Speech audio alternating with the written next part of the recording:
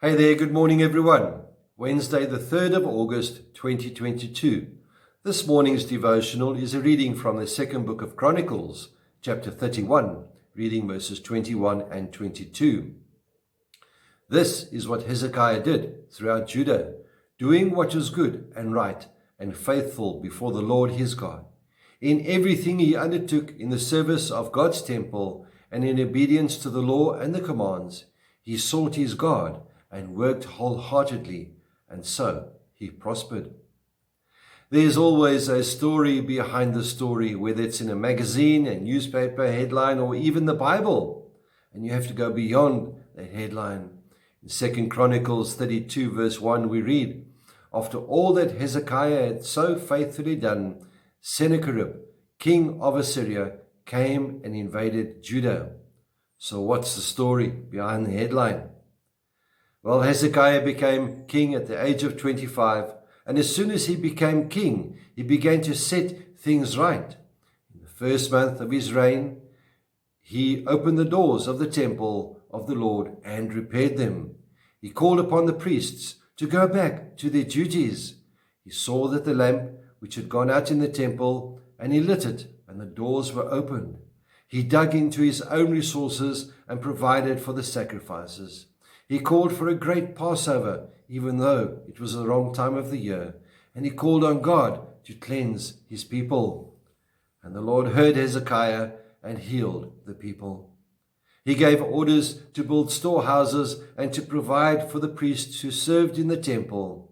And it seems that this young man was genuinely concerned for the needs of his people, and he had a heart for God as well. The summary of his achievements is that this is what Hezekiah did throughout Judah.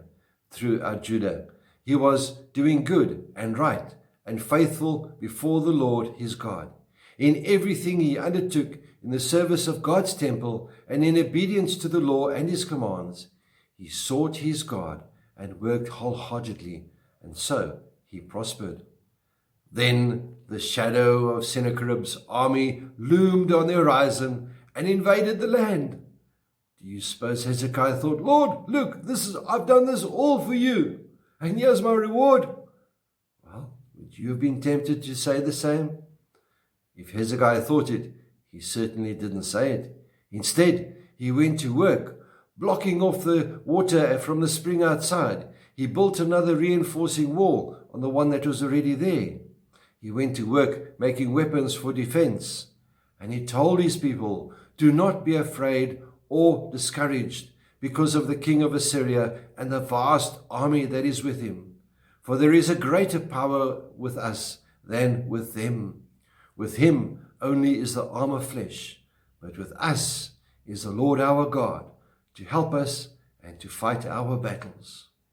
I would encourage you to read the second book of Kings, chapter 19, and in that you will learn that God saw Hezekiah's distress and sent just one angel, not a mass of angels as many would think, but one angel to do battle with the 185,000 soldiers in Sennacherib's army. And the hosts of Assyria learned that one plus God always makes a majority.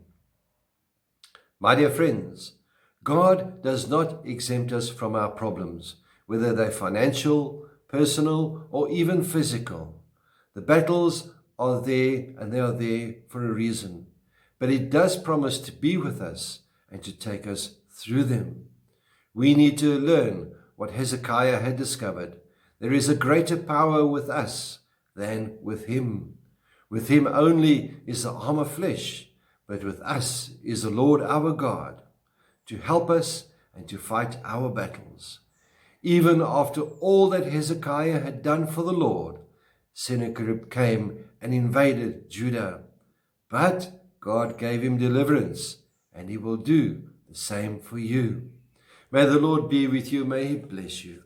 May he cause his face to shine upon you and be with you always. Goodbye.